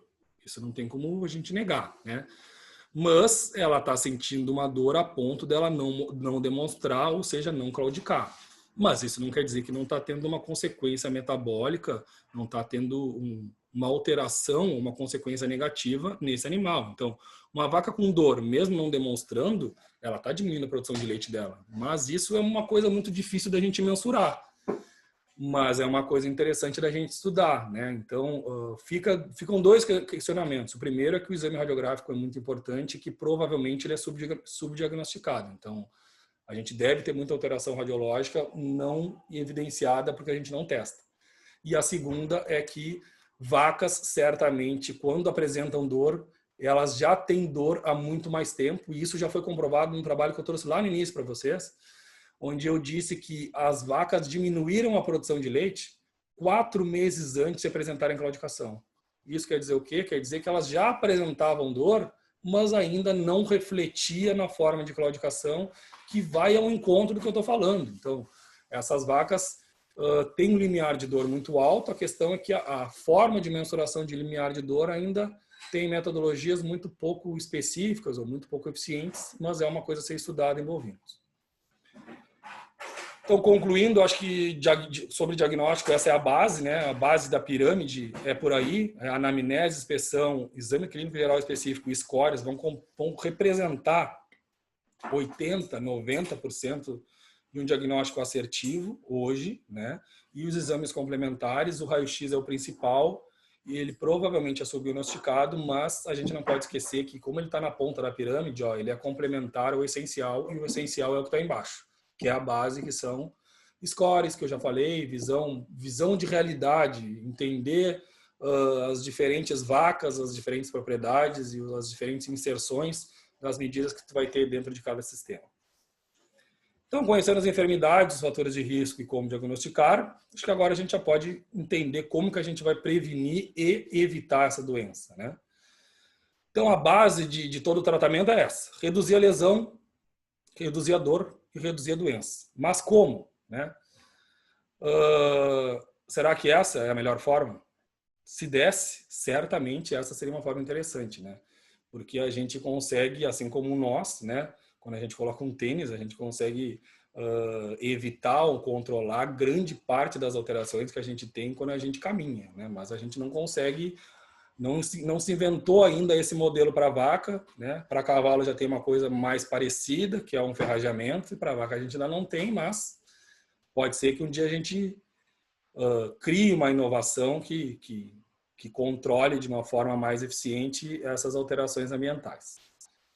Mas, por enquanto, a base é essa: a identificação precoce, tratamento rápido, efetivo e estratégias eficientes de prevenção. Por que identificação precoce? Eu vou mostrar para vocês. Aqui é um trabalho onde mostra exatamente isso. Ó, vacas, quando foram diagnosticadas com grau 3, 75 foram tratadas e 75 delas foram recuperadas. Quando era grau 4, que é uma vaca que já tem mais dor, das 100, só 40 foram curadas. Ou seja, quanto mais precoce for o diagnóstico, maior a eficiência terapêutica do teu protocolo, né? Então, a conclusão é essa: resultou em redução do tempo médio de tratamento, as lesões foram menos severas e teve menos chance de recidivas. Quando a gente fala de tratamento, existe uma gama de tratamentos, a gente pode falar bastante disso e, enfim, vou falar mais para frente, agora que eu vou falar uma visão superficial. Então, antibiótico terapia tem se falado em florfenicol, oxitetraciclina. A doxiciclina, ela tem um efeito um pouco específico para a laminite, porque ela atua lá nas metaloproteínas. Lembra que eu falei para vocês? As metaloproteínas, elas são enzimas cuprodependentes, ou seja, dependentes de cobre, que elas, quando desordenadas, elas destroem a membrana basal. A membrana basal, ela tem como principal função a organização e produção dos queratinócitos. Os queratinócitos têm como função a produção do tecido córneo, ou seja, elas têm uma função muito específica lá quando acontece a patogenia da laminite, mas ela tem sido estudada em cavalo e não tem se avançado muito no estudo, e ela tem sido um pouco onerosa, então não tem sido muito usada. Quanto aos anti-inflamatórios, a fenilbutazona, sem dúvida, é o principal e o mais efetivo. Ele traz como ponto negativo a aplicação somente endovenosa. O flumexin, ele tem ação analgésica, apesar de menos, quando se faz no sistema locomotor, menos ação, né? A crioterapia é muito utilizada em processos agudos, lembrando que os processos agudos são pouco incidentes e mais utilizada em cavalos, né? A rotina de fazer uma crioterapia, que é o tratamento com gelo, é fora da realidade hoje para bovinos. Talvez aí bovinos de elite, como eu falei lá, a campeã da Expo Inter tenha essa possibilidade, mas são exceções, né? Crioterapia é o tratamento com gelo, onde a ideia é frear o metabolismo inflamatório, principalmente em processos agudos. As bandagens são feitas, a gente vai trabalhar mais, vai falar mais para frente, terramicina em pó e algumas substâncias cicatrizantes. Os tacos também, a gente vai falar mais para frente. E o casqueamento tem o terapêutico e o profilático, e é o próximo slide é sobre exatamente isso. Então, o que a gente deve pensar, né? A vaca, ela tem um crescimento de 0,5 centímetros de tecido queratinizado por mês, né? Assim como nós, a vaca tem um tecido queratinizado que é a unha, né? A gente corta a unha e a vaca, dependendo do ambiente onde ela está, ela se autocorta a unha, ou seja, ela desgasta esses 0,5 centímetros. Quando que a gente vai precisar casquear? Quando essa vaca não desgastar o que ela está produzindo de tecido queratinizado. Isso a gente só tem como ver avaliando, e esse casqueamento vai depender da avaliação e do tipo de sistema. Então, sistemas mais abrasivos desgastam mais. Aí tem um desgaste excessivo, a gente tem que criar outras medidas, né, para não causar esse desgaste excessivo, porque o desgaste excessivo é ruim, começa a sangrar, né? Lembrando que a linha branca ali é o limite, então quando desgasta demais é ruim. Quando elas estão a pasto, desgasta de menos, então a gente precisa casquear. Então, vai depender muito da especificidade de cada sistema. Aqui um exemplo que é um trabalho aí que trata angulações ideais para as vacas, que é em torno aí de 45 graus, 55 graus, através de um aparelho que é o podogoniômetro. Ele é pouquíssimo utilizado, mas ele é muito importante quando a gente fala em biomecânica do movimento. A gente tem estudado mais sobre isso em bovinos, bastante a gente estuda em cavalo. Então, talvez isso com o tempo se torne mais uma realidade. Então, equilibrar esse casco dessa vaca de uma forma com os ângulos mais próximos, mais harmônicos, para a biomecânica do movimento ser o mais estável possível, né? Quando a gente fala de bandagens, existem alguns modelos, né?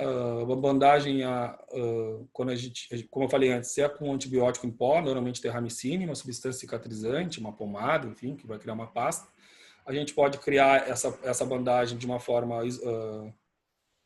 isolada da umidade, né? Ou uma bandagem que a gente troca todos os dias. O ideal é uma forma né, mais isolada, impermeável, a palavra, né? Que assim a gente consegue ter mais tempo para trocar essa bandagem. Quando a gente faz uma bandagem não impermeabilizada, a gente tem que trocá-la todos os dias. O taco, a principal função do taco é diminuir a pressão no membro contralateral mais afetado. O que é isso? Ou seja, aqui um exemplo. Ó. A vaca tem duas úlceras, né? Uma úlcera relativamente branda no membro, na unha lateral, e uma úlcera muito grave na outra unha, né? O que a gente faz? A gente bota um taco nessa unha aqui, né? Fazendo com que a outra unha, a unha contralateral, não fique em contato com o solo. Por quê? Essa vaca vai ficar com menos contato com as sujidades, menos contato com micro-organismos patogênicos e, mais importante do que isso, ela não vai ficar em contato não vai ficar com a pressão daquela lesão no chão, que é o que causa mais dor para ela, né? E aí a gente impermeabiliza isso, cola isso, principalmente o mais utilizado são as resinas odontológicas, e esse protocolo pode durar aí até 15 dias, o taquinho é de madeira e ele vai se desgastando e depois ele cai. Aqui um exemplo de novo, aqui um taco de vinil, um taco de um plástico mais resistente, a gente tem ele no Nupec, para quem quiser ver. O modelo, a forma é a mesma, né? Só que ele é um pouco mais caro que o taco de madeira. O pé de luva terapêutico, ele é muito específico para cada realidade, porque a vaca teria que ficar aí 30, 40 minutos parada ali. É eficiente, mas é pouco aplicável. Falando especificamente de laminite, como eu já falei lá, esses são as doses dos anti-inflamatórios. Em casos crônicos, ir casqueando e tentando equilibrar aquele supercrescimento do tecido keratinizado. Existem tratamentos alternativos, que a gente vai ver mais para frente, mas muito pouco usuais e mais utilizados em cavalos, que a gente também testou no nosso grupo de pesquisa. Aqui um exemplo de avaliação dos 4 principais formas de tratamento, que são só o casqueamento mais taco, casqueamento mais anti-inflamatório e o casqueamento mais taco mais anti-inflamatório. Por óbvio, né, casqueamento mais taco mais anti-inflamatório, ele é mais eficiente, principalmente em lesões que são mais severas, né, lesões que são acima de grau 3, né, e ali teve ali 56% de cura. Porém, quando a gente vai falar em porcentagem de redução de claudicação, ou seja, depois de 5 semanas, essas vacas que eram nitidamente claudicantes, ou ficaram muito pouco claudicantes ou saudáveis, né? Eles categorizaram no grau 0 e 1. Né? E a gente pode ver que os valores ficaram relativamente próximos, né? 70% a 85%.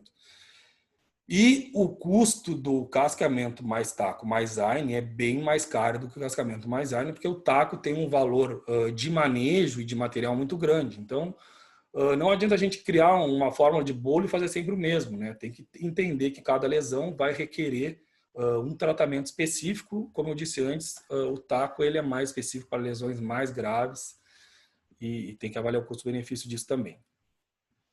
Como eu falei ali, em casos crônicos, hoje a gente não tem tratamento, né? A gente tem controle. E a gente fez um trabalho em equinos fazendo ou tentando alternativas para a laminite crônica, principalmente em equinos, né? Porque é onde a gente consegue ter um investimento econômico, um retorno maior. O que a gente fez? A gente coletou o tecido heterólogo de éguas, né? Esse trabalho foi feito até na minha casa. Então, a gente coletou o tecido gorduroso, levou para a cultura, produziu células totipotentes e colocou em animais com laminite crônica. A gente teve uma taxa de sucesso relativamente interessante, né, de 70% em 30 dias e de 50% em 90 dias. Isso não quer dizer que eles ficaram curados, mas a laminite crônica ela não tem um prognóstico, uma chance de evolução do caso. Então, ela vai ficar do jeito que está para pior. Nesses casos, os cavalos evoluíram, ou seja, diminuíram os sinais clínicos de a claudicação, dando chance ou especulando que, a partir desse protocolo, seja possível a gente conseguir regenerar aquelas células que estavam mortas e voltar à produção de queratinócitos. Qual é o entrave disso? As células, o implante com células-troncos, o transplante é muito caro, né? Em torno de 3, 4 mil reais cada protocolo, então ele é muito específico. Eu voltei de novo lá no touro de central, na vaca de Expo Inter e no cavalo, claro, o cavalo ele tem, como ele tem aptidão esportiva, ele tem essa margem de investimento maior. Que é outro modelo que são as botas de irrigação, que o principal ponto dela, a gente consegue colocar um antibiótico, ele ficar sempre atuando, mas essas botas elas têm pouca aplicabilidade, elas caem fácil e elas criam um ambiente muito úmido, facilitando a ocorrência de infecções fúngicas e outras lesões. E aqui a gente falando do tratamento específico para dermatite interdigital, que aí fala de pé dilúvio, cascamento, vacina, cascamento, pé dilúvio. Esse sim, por ser uma doença infecto-contagiosa, quanto mais coisas tu fizer, maior vai ser a taxa de sucesso. Lembrando que as diferenças aqui, o pé dilúvio ali na primeira etapa é pé dilúvio terapêutico, né? E aqui é um pé dilúvio profilático, ou seja, claro que quando tu vai tratar uma doença a partir de um protocolo profilático, a eficiência terapêutica vai ser menor, porque esse protocolo é de profilaxia, né? Mas quando tu usa ele como de fato terapia, ou seja, por 30 minutos, ele é eficiente também. Então, se vocês pararem para pensar, 100, 94 e 85, os três têm uma alta eficiência terapêutica, né? Vacina e cascamento pé dilúvio e pé dilúvio terapêutico com cascamento, todos têm uma alta eficiência terapêutica quando a gente fala de dermatite interdigital, lembrando que essas lesões elas são mais atreladas a micro-organismos patogênicos, diferente da laminite, que tem relação com doenças metabólicas, dietas e ambiente. Quando a gente fala de profilaxia, essas são as principais formas. O pé dilúvio a gente vai falar mais para frente, o ambiente tentando controlar o estresse térmico, o cascamento tentando equilibrar o casco com produção, tornando a biomecânica do movimento o mais estável possível. A dieta tentando equilibrar volumoso e concentrado, diminuindo as chances de ocorrência de acidose. E a biotina hoje é uma vitamina que tem alto poder dos suplementos, é a que tem mais eficiência na qualidade do tecido queratinizado, em torno de 20 miligramas por dia. Ela tem um bom efeito no endurecimento ou na melhora da qualidade do tecido queratinizado, com isso diminuindo a ocorrência de lesões. Quando a gente fala de pé dilúvios, assim como os sistemas de manejo, eles podem ter muito sucesso ou muito insucesso. Isso muito vai depender da forma como trabalha eles. Então, alguns pontos são importantes. O primeiro, essas vacas elas têm que chegar no pé dilúvio limpas. Matéria orgânica inativa todas as substâncias do pé dilúvio. Então, o insucesso, quando as vacas estão chegando dessa forma aqui, nenhum pé dilúvio vai funcionar. Quantas vezes? Vai depender da incidência. Então, faz o score de locomoção, cria um histórico da propriedade e, a partir daí, cria um modelo de pé dilúvio, um modelo de estratégia de atuação do pé dilúvio. Pode ser uma vez por semana, pode ser 3 vezes por semana, pode ser todos os dias, todos podem, vai depender da tua realidade. Quais princípios? Sulfato de zinco, sulfato de cobre, formol, cal, todos têm poder germicida, têm poder de qualidade do tecido queratinizado. Alguns têm mais efeito cicatrizante, como o sulfato de zinco, então eles seriam mais importantes para lesões de úlcera de sola, mas é difícil a gente dividir essas vacas para passar no pé dilúvio, né? Então vamos separar só as vacas com úlcera de sola e fazer um pé dilúvio com mais sulfato de zinco. Já é difícil a gente ter o pé dilúvio, então um passo por vez, né? Então, as substâncias mais utilizadas são sulfato de zinco, sulfato de cobre e formol. Hoje são as mais utilizadas, aí formol em 2%, sulfato de zinco e cobre podendo variar de 2, 5 a 10%. E o custo é uma coisa, de novo, né? Quanto custa? Ninguém quer fazer, mas não sabe quanto custa. O custo é baixíssimo, né? O mais difícil é a gente fazer o pé dilúvio, que também não é caro. E há um tempo atrás a gente fez uma conta aí de 2% de formol, 3 de sulfato de zinco e 5 de sulfato de cobre. O custo era 21 centavos por dia, né? 21 centavos por passada, levando em conta que cada pé dilúvio cabe 400 litros e que cada vaca vai passar, cada pedido dá a possibilidade de passada de 400 a 600 vezes, dependendo da quantidade de matéria orgânica que tem ali dentro, né? Então é um preço relativamente baixo para o retorno, possível retorno que tu vai ter.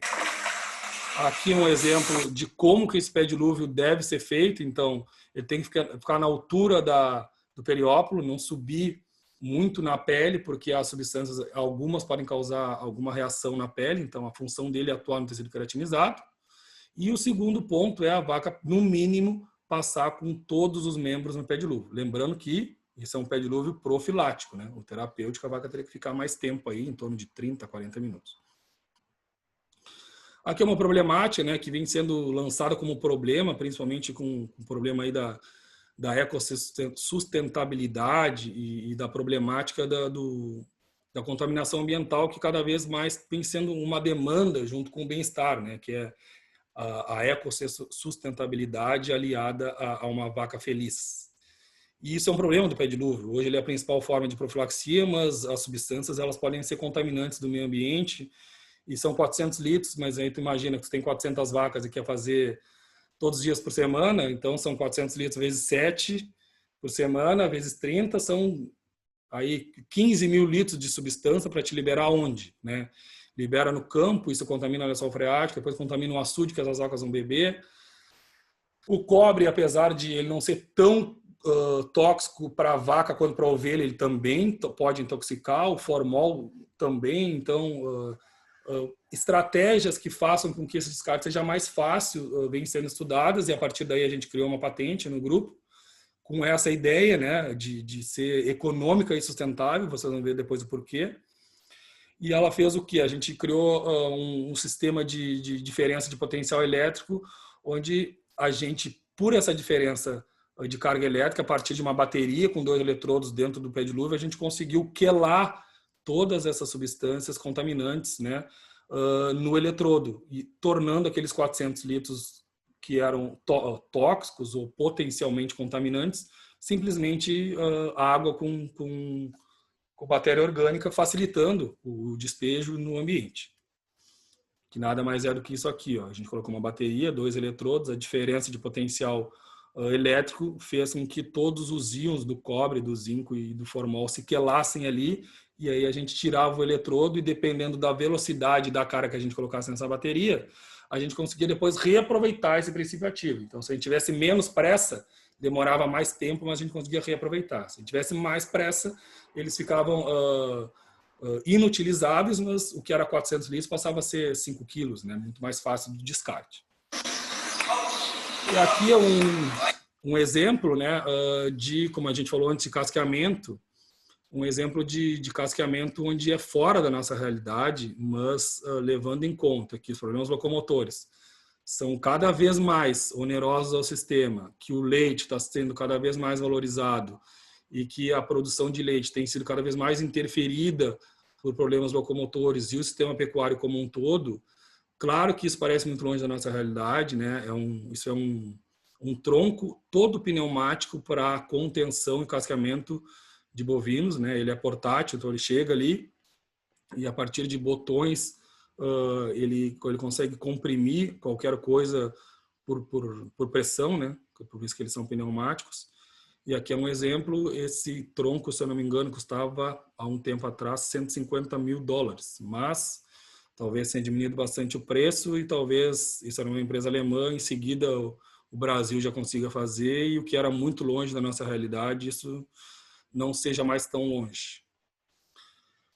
Então, resumindo um pouco tudo que eu falei, né, eu acho que a gente não consegue sair disso, de perdas econômicas, de impacto econômico, de reflexos negativos no sistema, entender que o problema locomotor ele nunca vai ser individualizado, nunca vai ser só do casco, ele sempre vai ter diversas consequências, diversas repercussões metabólicas, fisiológicas, comportamentais, e aí isso vai interferir tudo, vai interferir o bem-estar, vai interferir a taxa reprodutiva, vai interferir os índices de mastite, né? E não esquecer que o prejuízo causado é tão importante, ou a demonstração desse prejuízo é tão importante quanto o diagnóstico assertivo e o tratamento assertivo. E, aliado a isso tudo, entender que quanto menos ferramentas ou menos estratégias a gente fizer para controlar isso, como ele tem desenlaces metabólicos em todo o sistema, cada vez mais isso vai se consolidar como uma condição debilitante, desafiando cada vez mais os sistemas de produção, né? E por último, não esquecer do prato ali, que eu acho que é base para tudo, né? Não é para problema locomotor. E eu acho que esse é o último slide, mas ele serve não só para problemas locomotores, ele serve para qualquer medida ou estratégia que tu pretenda fazer em qualquer negócio, e nesse é um sistema pecuário, então vamos simular a nossa aula aqui dentro, né? Qual o nosso objetivo, né? O nosso objetivo é reduzir os problemas locomotores, né? Porque a gente diagnosticou que eles são um problema, como que a gente vai fazer isso? Bom, vai ter um custo, né? A gente tem que dimensionar esse custo. O custo vai gerar um benefício, né? Que é a diminuição dos problemas locomotores, certo? Só que nesse custo a gente tem que mencionar duas coisas. O primeiro é o custo de implementação, ou seja, quanto que a gente vai gastar no pé-dilúvio, quanto que a vaca gasta para passar lá dentro, quanto que a vaca gasta, quanto que eu gasto para casquear, mas junto com isso é quanto que a gente está perdendo quando ela está manca, né? Para depois inserir nos benefícios. E a partir daí entender que essas duas coisas andam juntos. Então, é possível fazer um pé-dilúvio? Quantas vacas esse cara tem? Bom, ele tem 10. Bom, para 10 vacas é difícil. Talvez seja mais fácil de fazer um pé-dilúvio com balde, né? Para cada uma. Não, mas ele tem 300. Bom, a viabilidade operacional existe, mas ele está disposto a fazer? Porque ele só vai se tornar disposto quando a gente conseguir convencer desse custo-benefício. Enquanto a gente não convencer do custo-benefício, ele não vai ser flexível ou disposto a fazer, né? E, de novo, lá como eu falei no início, né, entender que o custo-benefício ele não é 100% de certeza. Ele tem um risco, ou seja, a gente pode investir, fazer isso e não dar o que a gente espera. Claro que a gente tem que trabalhar numa margem não tão otimista, como eu falei ali. Qual é o impacto do score de locomoção? Eu trabalhei com 32%, mas eu sei que elas podem, por experiência prática, vacas com 50 litros baixam para 8 litros, para 3 litros, então não é 32%, pode chegar a 70%. Mas eu não posso trazer que eu espere que vá para 70, sendo que existe uma chance de insucesso nessa minha superestimação, né, desses prejuízos. Mas entender que mesmo assim existe a chance de não ocorrer exatamente o que a gente espera, né? Mas mesmo com esse risco existe um impacto positivo, né, que é o que a gente espera que vai ser a resposta positiva ao nosso objetivo principal. Então, fazer rodar tudo isso e no final a gente ganhar dinheiro, tornando essas vacas com mais conforto, mais produtivas, mais longevas, e aí com todos aqueles outros reflexos negativos não acontecendo, né? Vacas com mais chance de emprenhar, vacas com menos taxas de mastite, etc, etc. Então, mensurar o máximo possível dos efeitos diretos e indiretos para a gente fazer essa roda girar e acabar com uma forma positiva. E por último é isso, o que eu consigo entender na prática é justamente isso, é que a gente não tem, primeiro ponto, a gente não sabe identificar as vacas mancas, porque a gente chega nas propriedades e pergunta e normalmente não é problema, mas cai naquilo que eu falei, o que não é mensurável não é administrável. Falta conhecimento das patologias, então erosão de talão, úlcera de solo e dermatite interdigital são problemas diferentes, que requerem tratamentos diferentes, né? E aí, de novo, a gente não sabe diferenciar elas. E por último, né, que é como eu bati tanto hoje aqui, a gente não consegue mensurar o que a gente está perdendo. E a partir daí a gente perde todo o resto, todo 1, 2 e 3 bem feito, a gente não souber fazer o 4 bem, ele, não digo que ele perde sentido, mas ele perde poder de importância, visto que a gente não consegue comprovar ou convencer o produtor que um animal de produção, né, vai se tornar mais rentável com as medidas que a gente está prescrevendo ou tentando fazer com que ele siga. E por hoje era isso.